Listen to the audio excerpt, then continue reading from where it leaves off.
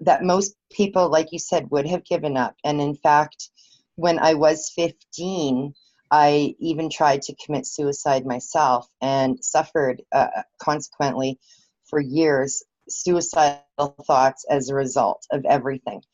But because I had a son at the age of 18 and I was a single mom, he is the reason that I never killed myself again or tried to kill myself again. Even though I, had many, many thoughts of doing so. Basically, everything started turning negative in my life when I was raped when I was 14. I was a virgin at the time, and that experience was so traumatic for me. I didn't know how to deal with it. I didn't tell anybody about what happened to me. And at least for 8 years, I didn't tell anybody. And that was probably, I would say, one of my biggest mistakes, because when you talk to somebody about your problems, you have a better chance of coping with them and dealing with them. But what happened to me this was way back in the 1980s, where society is not as open as it is today. And so that one particular event triggered a whole series of other events, including me quitting school. I was in high school at the time. I quit high school. Like 4 times I went back each semester. Like I said, when I was 15, I tried to kill myself. I ended up turning to drugs to try and cope with my emotional pain. Ultimately, I became promiscuous, looking for love in all the wrong places, and I even got involved with prostitution. I did become a single mom, as I said, at the age of 18, and I wanted to give my son a better life, so I did go back to school and got an education. I went to university for 5 years and became certified to teach high school math and English, which I did do. I taught high school for 3.5 years before I quit and moved back to my hometown. Then I got back into prostitution again and drugs and old habits. And my son found out what I was doing. He was a teenager by this point. And when he was 19, he moved out and basically disowned me for 3 years. We didn't talk or speak or see each other for 3 long years. And during that time, I spiraled downward even further, hitting what I think would probably be the lowest point in my life, and that was becoming addicted to crack cocaine for 10 months. So after all of that happened, there came a point one day where I thought to myself, I have to change something, because I hated my life so much. And I wanted my son back in my life. And so I quit everything. And I basically turned over a new leaf, tried to get healthy. And the irony of the whole situation is that once I did that, my appendix burst and I seriously, literally almost died. When I was in the hospital after having emergency surgery, I spoke to this woman who was like 76 and a retired nurse, who was my hospital mate, my roommate in the hospital. And she and I at length discussed the situation with my son, and I ended up contacting him again and telling him what happened to me and how, I had made all these changes, how I almost died, and how I finally realized I didn't want to die.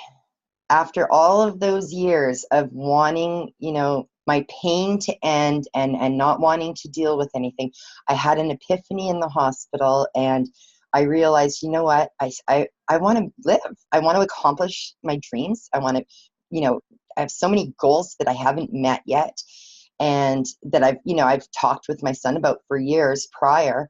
And so I finally reconnected with my son and started chasing those dreams. And so we reconnected in the fall of 2012, and in January of 2013, I bought my very first laptop computer, brand spanking new.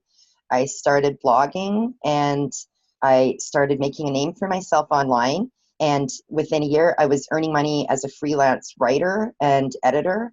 And so I opened my own business in 2014 called Wording Well. And you can find it online at wordingwell.com. And that very year, I published my first book of short stories called Risky Issues. And then just last year in 2017, I published From Nope to Hope, How I Overcame My Suicidal Thoughts and How You Can Too. So now what I'm doing is, in addition to freelance writing and editing, I also help other people become authors. And I am an inspirational role model for many people out there.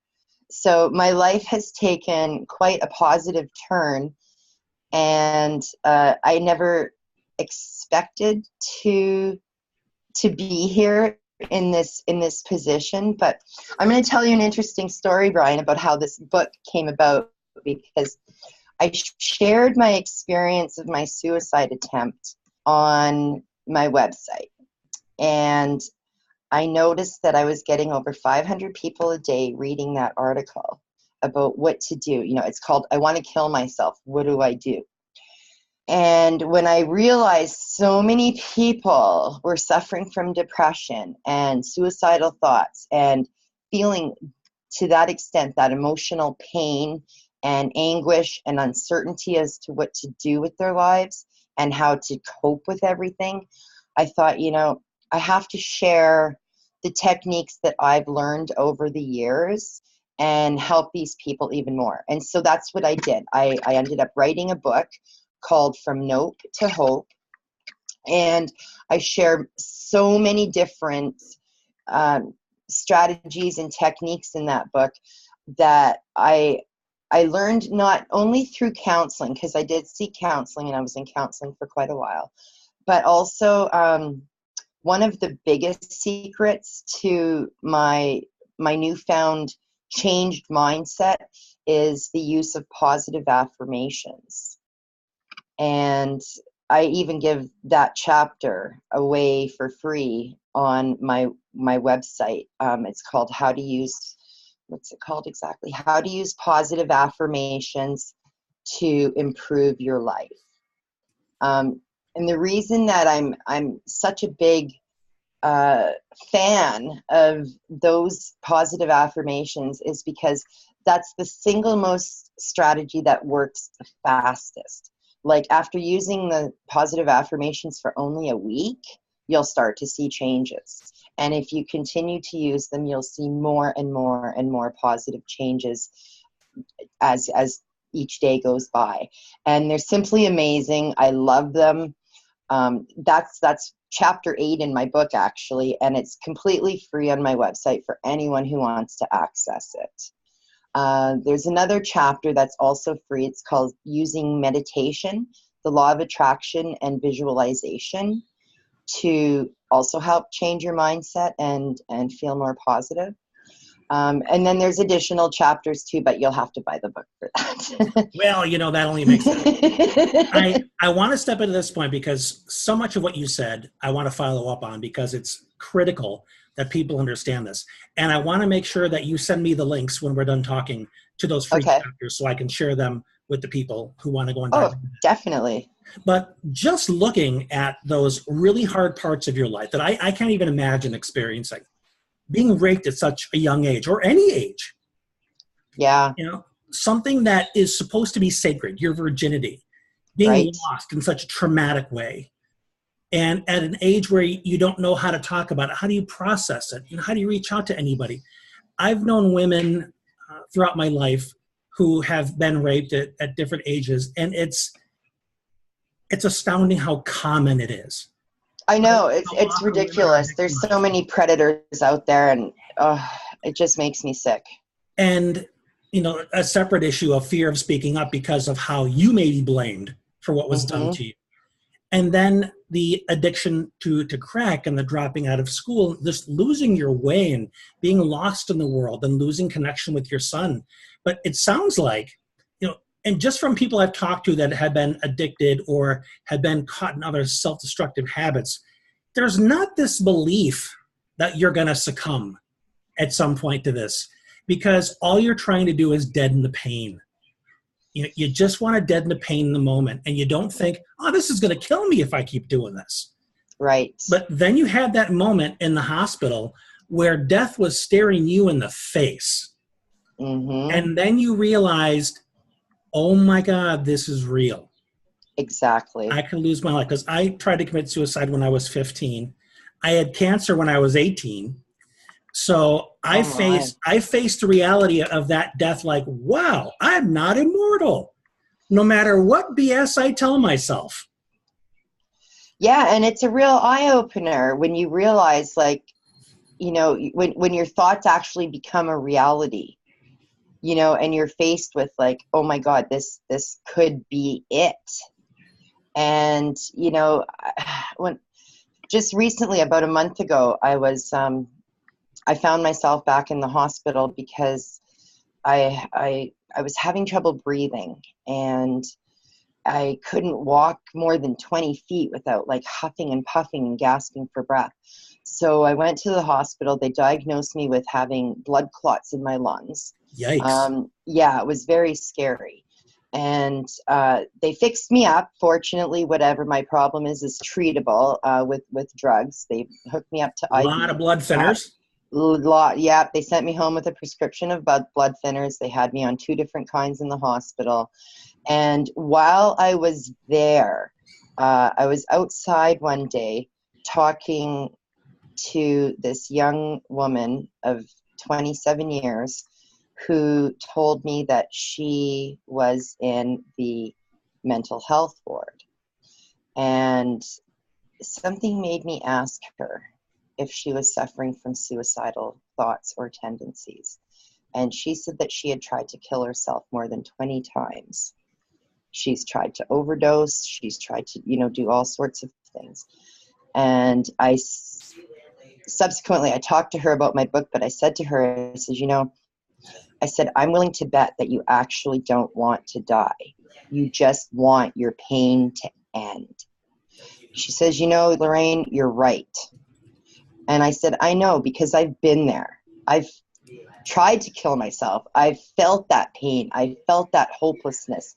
I felt that despair. I know what it's like to go through all of these negative emotions and be confused and not know what to do and not know how to cope with anything, not know how to deal with it, and be at your wit's end, just searching for answers, And so she and we ended up talking further. I actually gave her a free copy of my book because I just wanted to help her. And I ended up following up with her. I actually just talked to her last week, and she told me that she was out of the hospital, doing fine, doing great, and she said that my book had helped her too. And I was just so thrilled to hear that. Well, you made such an incredible distinction for her. That I bet you don't want to die. You just want the pain to go away. And there are some people, when they're in that state of helplessness, they believe that death is the only way to get rid of the pain. That's right. And for whatever reason, within their thinking, change is not an option. That things are just the way they are, and there's no hope of change. They just need to end it. Exactly. What do you think in your case, or I don't want to assume, were you ever at that place where you believed change is not possible, this is simply my life, I've got to continue with prostitution, I've got to continue with smoking the crack? Well, I mean, the crack thing was only part of my life for 10 months out of, 40 something years. But it was definitely a terrible 10 months because, when you're addicted to a drug, it alters the way that you think, and makes you only think of that drug and how you're going to get it again. And you cannot think rationally. You cannot think of anything else but that drug. And for me, in my situation, it stopped affecting me the same way it did initially. So maybe I was lucky that happened, because, I was able to realize, like, okay, I'm spending money, my very hard-earned money, that I had to do terrible things to get that money. And what is it doing for me? This drug is not even having the effect that I want it to have on me. And so I started thinking, well, this is just stupid. Why am I spending all this money to basically feel the same way? And so I eventually just stopped with smoking crack and, started changing my thoughts and realizing, like, okay, I need to do something. Like, there must be a different way of coping with things. And so that's why I ended up, quitting everything and making the decision, like, I want my son back in my life. And the only way that I'm going to get that is if I quit drugs, quit prostituting, do something that's respectable. Like when I was teaching, that was great. It was a respectable profession, and, my son was happy and, cared about what I was doing, and, things like that. So it's so hard, though, because when you're faced with an addiction, for an example, whether it's an addiction to drugs, whether it's an addiction to alcohol, whether it's an addiction to gambling, because I also was a problem gambler for a while as well. Whatever kind of addiction it is, it's, that's basically those thoughts consume you and you can't think of anything else. And you don't think that there's any hope of change. You think that's all there is. But you have to come to a point and say to yourself, okay, look, the only way that anything is going to change is if I take control of the situation and take steps to make those changes happen. Because you are ultimately responsible for your own happiness. No one can live your life for you. No one can be happy for you. You have to be in charge of that. And that's a really hard point to get to, because unless you have, some kind of an aha moment or some kind of an epiphany where you're faced literally with living or dying, it's super hard to make those changes. And that's why, I think podcasts like this one and talking openly about these issues that we do now in today's society, I think these are all wonderful things, because we can pass on this information to other people, and we can say, hey, you know what, Lori, you know what, I noticed that you haven't been feeling too good lately, and is there something going on? And we can start recognizing signs in other people and offering them help, and saying, hey, Bill, you know what, I notice you've been drinking an awful lot lately. Like, what's bugging you? Like, there's got to be a reason. Like we can reach out to other people and we can help other people. And sometimes that's all it takes is one expression, one comment, one gesture from someone else that will make all the difference in the world to someone. I want what I do, this interview series and everything I post, to be considered a stigma-free zone. Because like you said, if we can't talk about this without shame, it makes it very difficult to talk about it at all, let alone to the degree that we need to heal from it. And one thing I want to point out, which is rare in all of the addicts that I know, is when you said, hey, this stuff isn't giving me the same fix that I was used to, why do it anymore? There are people, as you know, that would address that challenge by using more of the substance and overdosing. Right. People very close to me have lost loved ones to overdosing because they didn't have the same response that you did to it. And then, to jump ahead a little bit, you pointed out something which I've experienced to the nth degree, the importance of personal responsibility. Mm-hmm. Owning the fact that you create your happiness. It doesn't come from other people or from outside you. And you also pointed out that that's not really a natural leap. You know, that's kind of something that you have a moment of insight, you know, this flash that says, holy cow, I can't keep blaming and reliving these pains of my life. I have got to decide to take action in a way that I create a new life of happiness instead of continuing to relive the past. So exactly. Was it that moment in the hospital when you were staring down death? Did it come from that, or was there something else?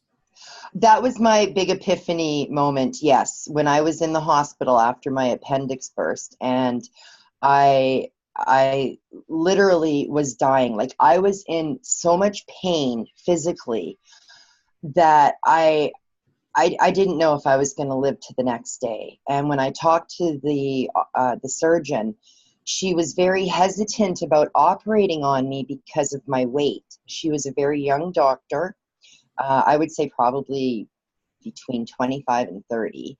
And I'm a big woman. At that point, I was over 300 pounds. And she told me that she might have to cut me open in order to do the surgery, and asked my permission for that. And I said yes, because normally they remove the appendix through laparoscopy. Mm-hmm. Through 2 little incisions, and they just, you know, stick in their whatever devices and their joysticks. And all yeah. That. So anyhow, she did have to slice my stomach open about 7 inches long, and, you know, go around digging for everything.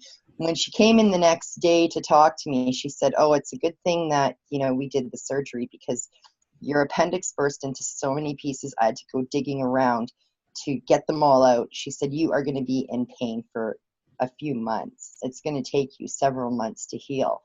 And I was just like, you know what? Thank you for saving my life. I don't care about the scar. I don't care about, you know, the pain. Thank you for saving my life. And so you know, I was fortunate because I did have that aha moment where I realized, you know what? I literally could have just died. And I was literally dying until she saved me. And I thought to myself, like, I'm not ready. I'm not ready to die. And it was really mind-boggling to me because, you know, for so many years, whenever anything got too tough for me to handle, I would think, okay, I just wanted, you know, I just want my life to end, because then all my problems will end. But it's not that I actually wanted to die. It's that I wanted my suffering to end. And I wanted my pain to end. One thing that I emphasize to people too, who say, I just want my pain to end, I just want my life over. Yes, ending your life gets rid of all the pain, but it also denies you every opportunity to change your life and experience happiness. So you lose a heck of a lot more than your pain. Suicide is a permanent solution to a temporary problem. Mm-hmm. That's a quote by Phil Donahue. And really? Because yes, that was something when I started seeing a counselor after my attempt, that was one of the first things he said to me. And it's so true, because, you know, when you're faced with a problem, you know, in general, most people, you know, come up with like a problem-solving strategy. Well, they'll brainstorm some solutions and figure out what the best solution is, right? Now, when you're suicidal, though, you're so consumed and you're so, like, tunnel vision, like, I just want to die, I want to die, I want to die, I want to die. That's all you can think about is, you know, I don't want to deal with this. I just want it over. I want this pain to end. I want it to be done with. And it's so hard to see other options. And that's why, you know, like I said, these types of learning experiences that we're sharing on social media, and that these messages that we're trying to get out to other people, and the assistance that we're giving to others are so vitally important, because really they can save someone's life. And having that kind of, you know, thing going on in today's world is so wonderful. And I love it, because I wish I would have had that when I was a teenager. I wish I would know now what I knew back then, because then my life would have taken a completely different path. You know, I don't think I would have necessarily turned to drugs or quit school. You know, I probably would have kept going to school, you know, stuck on the good path instead of going down the negative path, right? So it's so hard though, because to have, like, yes, I had the aha moment where I realized, yes, I want to live, but a lot of people don't get that, and you can't force that type of moment on anybody. They just have to kind of discover it for themselves or experience it for themselves. And it's, you know, it's such a shame, because, you know, I mean, if I could just, like, boom, wave a magic wand and, you know, zap everybody into their aha moments and change their lives like that, I would. But I mean, we're, you know, we're not magicians. We don't have that kind of power. Right. So we just have to, you know, keep doing the things that we're doing, and just hope and pray, and, you know, try and give people that hope that, yes, you can change. That, yes, your situation right now might suck completely, but you know what? There is hope out there, and it's never too late to change. Oh, I hope everybody just hangs on to that one, because people can have 40 years of alcoholism and think, well, you know, my life is too screwed. I can't change. Baloney. You're still breathing. You got time. You can change things.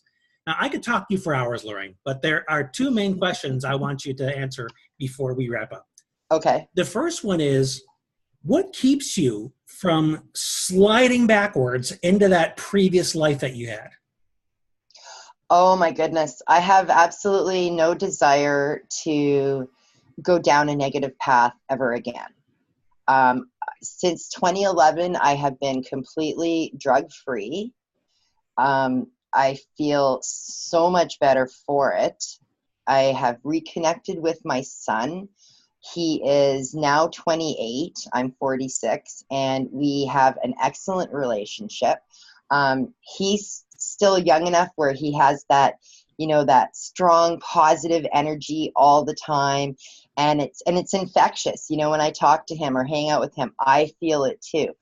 I also have some strategies in place, such as using positive affirmations. I actually use them on a weekly basis. I recommend using them on a daily basis when you first start using them, in order to see their effects. I do journaling. I practice gratitude. I am grateful for everything that I have and everything that I have overcome. I have learned not to compare myself to other people, but to compare where I am now to where I used to be, and measure my success that way. So what you've just said, just in the past 30 seconds, is gold. You know, that's the key right there. And my second question to you is going to be, what are the affirmations that you recommend somebody who's in a place where they feel stuck, they want to take more responsibility for their life, but they clearly have to have that mindset shift so they can start thinking much more solution focused, more abundance, and so forth? Okay, so the thing with affirmations is that you can create affirmations that will help you in any area of your life, whether it's with work, whether it's with your self-esteem, whether it's with your business, whether it's with your family, like any area at all, you can create your own affirmations. And in my free chapter on my website, there's some general affirmations such as, today is going to be a good day. I am a wonderful person. I am confident and strong. I can do anything I set my mind to. You can have general affirmations. You can have work-related affirmations. one of my favorite ones that I like to use for myself, because I do run my own business, is that I am a strong, confident, and capable woman. And today that woman is running my business. That helps me get into my business mindset on the days where I'm working. There's health-related affirmations, especially if you want to lose weight or change your body image. So for example, I am receptive to learning how to change my body and how to change my life, and will make a conscious effort each day to improve myself. I am making changes to the way I eat. I am drinking more water. I am on my way to a stronger, healthier, and leaner self. So there's so many different areas that you can create affirmations for. I even give a little tutorial here on how to create your own positive affirmations. There's a free download. There's a fill in the blank type of a sheet as well. There's, you can think about the changes that you want to make in your life, why you want to change, list out some short-term and long-term goals for yourself, list the obstacles that are going to stand in your way, and then find solutions so that you can overcome those obstacles and take the correct action steps to be on your way to a life that you actually want to live. So you have the goal as well as some action steps and an actual tool that people can follow to help them along this path. Make sure you message me with all those links so I can include them. One more thing I want to add about affirmations, which is important, is that affirmations is not just positive thinking. Affirmations is a declaration of a new truth, where you believe these things are the case. I'm a strong woman and I'm confident. You're saying these things believing that they are so. And when you come from that place, you have a different energy about you. You have a different conviction. And that's how you can make that shift. So we need to talk again at some point, Lorraine. There's no question. Yeah, I just want to add a little bit to what you were saying about this whole mindset thing, because, even if you don't believe that the affirmations that you're saying are true, and they won't be true for you at first, they will eventually become true. And the reason is because when you repeat these affirmations on a daily basis, the way that your brain works to alter your current negative beliefs, by taking these positive affirmations, they sink into your subconscious, and your subconscious fights to make them a reality. It's a completely strange phenomenon, but it truly works. And in a way, this is really the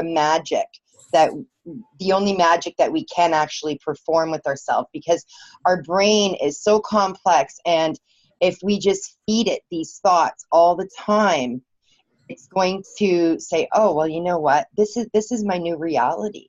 I am positive. I am happy. And I am amazing and can do anything. And, I never used to believe that way back when, but I sure do today. And your life is proof positive that it works, for crying out loud. I mean, how can anybody argue with that? Lorraine, your story is amazing. I'm so glad that we were introduced and we connected, and that I could bring your story to so many people. And please follow with Lorraine, not only because she'd just be an awesome person to have in your circle because of what she's been through and what she's learned and what she's sharing, but if you want to be able to get your story out there, Lorraine has already done that. She's gone through the work to write a book and get her message out there, and she can teach you how to do the same. So look somewhere in the midst of this video for the links on how to follow up with her so that you can learn from her wisdom and possibly even send some business her way. Lorraine Reguly, thank you so much. I really appreciate your time. Well, Brian, it's been my pleasure. And, even if we just help one person, then we've done our job. Yeah, that person could go on to help 1,000. Exactly. All right. So thanks again for having me. I appreciate everything. It's been a sincere pleasure. Take care, everybody. Thank you so much for watching. And if there's somebody in your life that can benefit from this, please pass it forward. Take care, everyone.